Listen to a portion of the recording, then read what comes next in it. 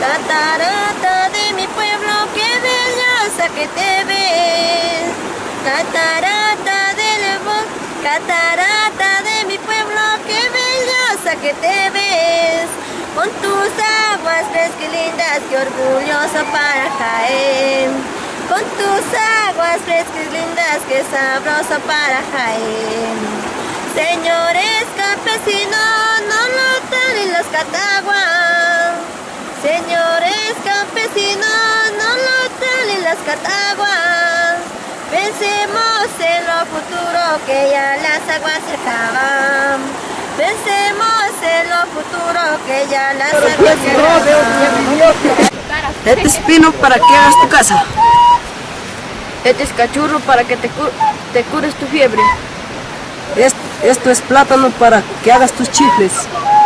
Esto es ricacha para que te alimentes. Esto es papa para llenar nuestro estómago. Este es agua que sirve para bañarse. Este es café para que tú lo tomes.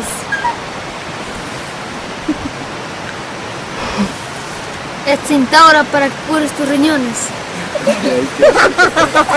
Esta es la tierra para que tú siembres tus plantas. Esto es el cuy para que lo comas con tus papas. Este es un gallo para que saques un pollón. Catarata de mi pueblo, qué belleza que te ves.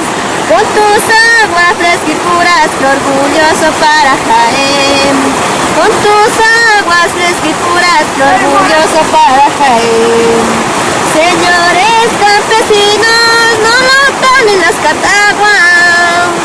Señores campesinos, no notan en las cataguas.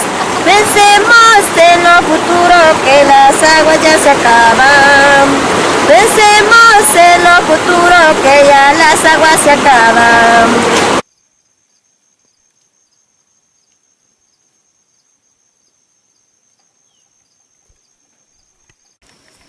Estamos defendiendo nuestra tierra. Para que no lo contaminen. Para que no venga la minería. Para sembrar nuestras plantas. Para cuidar nuestro bosque. Para proteger la vida.